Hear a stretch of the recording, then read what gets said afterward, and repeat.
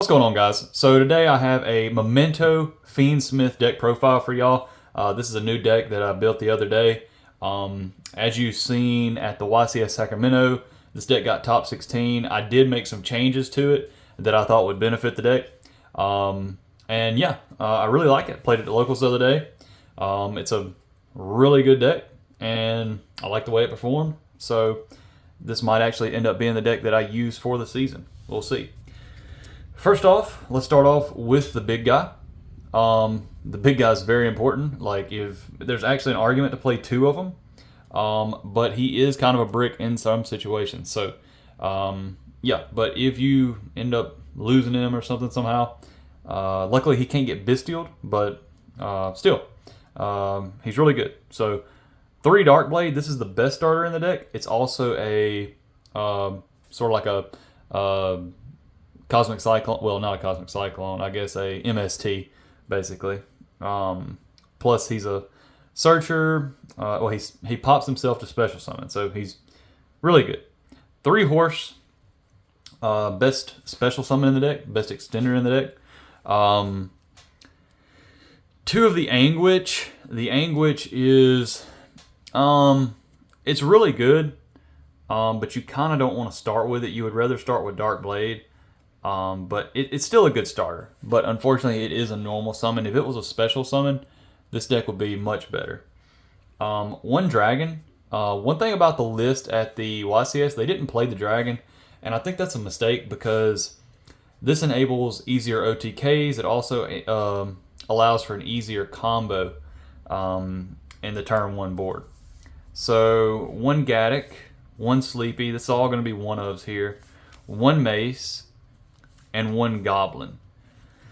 All these cards are important to the archetype. Now, I do catch myself siding out the Horned Dragon, going second a lot. It just really depends on the matchup. But going first, it's really good to help have a better inboard, because this is a pop 2 in the right hand. But that's it for your Memento names. Now let's go into the spells. This, and as far as like any changes I would make to this, I don't really know. I didn't really notice anything that I could have changed that would have helped or hurt. 3 Bone Party. This is your best extender spell card in the deck. And then 2 Memento Fusion. The issue with this card, why you wouldn't run 3, is because there's a lot of situations where it's just a dead card. So you kind of have to play 2. You could play 3, I guess, because there are times where you would like to have it, but again, it's one of those cards where you would much rather have this one than this one, and this one can get this one. But there are situations, very rarely in a grind game, where the third one would come up. But yeah, so 1 Cranium Burst. If you're not main decking this, you're crazy. And then 1 Memento Micklin. This is a card you'll catch yourself siding out a lot. This card you never side out. It's just never correct to side this out, unless it's a matchup where like they're not playing any monsters. So it's a good card. Now let's go into the non-engine, I would say, which in this deck you pretty much consider this engine. You can actually use this engine to bridge. It does bridge well. So 3 Engravers, 1 Lurie, and 1 Tract. Really good cards. I mean, they're self-explanatory. They win games by themselves. You know, what do I tell you? For our hand traps, we're going to be playing 3 Ash. I know Ash by itself isn't that great anymore, but you know, it paired with something else can end a turn. 3 Valor, 3 Imperm, Bestial Package, Druid Form, Magnemut.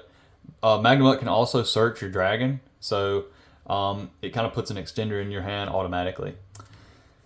And then 3 Droplet. So Droplet's really good in this deck because you just need names in the graveyard sometimes. Unfortunately, a lot of them have to be sent by their own effect and not by another effect. So yeah, you can kind of see how that's not that great. It'd be awesome if they triggered off of just being sent to the graveyard at all. But yeah, they don't. So, anyways, the Bystials are really good. There is an argument to side the Droplet and just play more Bystials, because right now Bystials are good. Plus, it works good with our, with your Fiendsmith engine, depending on what you're playing in the extra deck. So, yeah.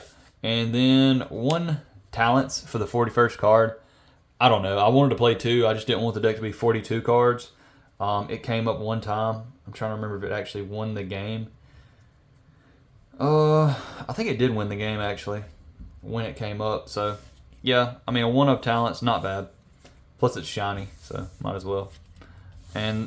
But you could sub out all this for more hand traps and just go full-blown hand traps and no Droplet and just side Droplet. Because I will say Droplet, did it win me any games? I really don't think it did, to be honest with you.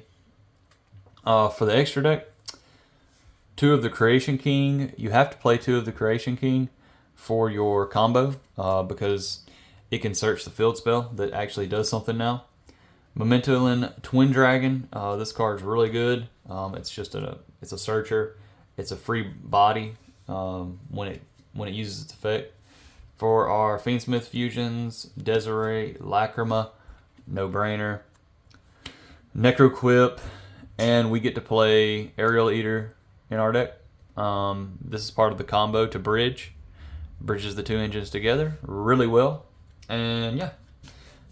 1 Requiem, 1 Moon, 1 Sequence. And also, both of our combos bridge each other. So, like, the Fiendsmith can get to the Memento, and the Memento can get to the Fiendsmith. But it really helps to have the Dragon. So that's why I'm a big believer in the Dragon. Cross Sheep, it's mainly there for this combo. You don't go into this unless you're doing that. Or like it's a turn 2 situation and you're trying to make Appaloosa or something. 1 SP, you rarely go into this in this deck. It's more of a utility card than it is an actual combo piece. 1 Goddess. Yeah, I mean, you don't want to lose to some random tower. But this could be Guardian Chimera or Beatrice, so that's up to you. But Beatrice don't really do a lot in this deck. It doesn't bridge into full combo either. In most cases. Appaloosa, this is part of your inboard. Caesar, this is part of your inboard. But there's a lot of times where when you're going through the Fiendsmith line and you get to here, and then you have the Engraver, they're not going to nib you there usually because they're just going to wait till you expend your sequence. But there's a lot of times I'll just go straight into Caesar if I know I can, if I know I'm going to keep comboing anyway, because then you can't get nibbed. Then they just have a dead card. Even if they use it, it just gets negated, and then they go neg 1. So yeah, I do want to talk about siding patterns a little bit. I'm not really worried about showing you my side right now because it's not that critical, and it's going to be changing up. So siding Dark Ruler in the future, no, do not do this. This deck's really good at OTKing, and I feel like this is contradictory to its efforts. So yeah, I would get rid of that. 3 Perulia, good card. I mean, if you can play it, play it. Judgment.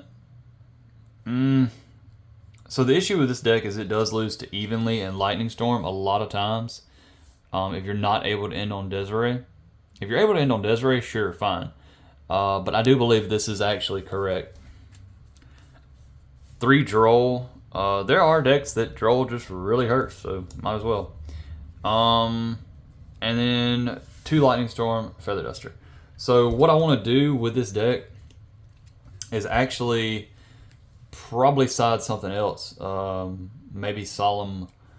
What's the one that negates spells? Solemn Scolding, maybe, or Solemn Warning. Which one is it? I can't remember. Whichever one it is that negates spells and trap, or Dark Bribe. Because going first, if you go first and you are able to protect your back row, typically there's no way you can lose. So yeah, I would cut the Dark Ruler and probably play another one of this. like a 4th copy of something that can negate spells and traps. And then back row,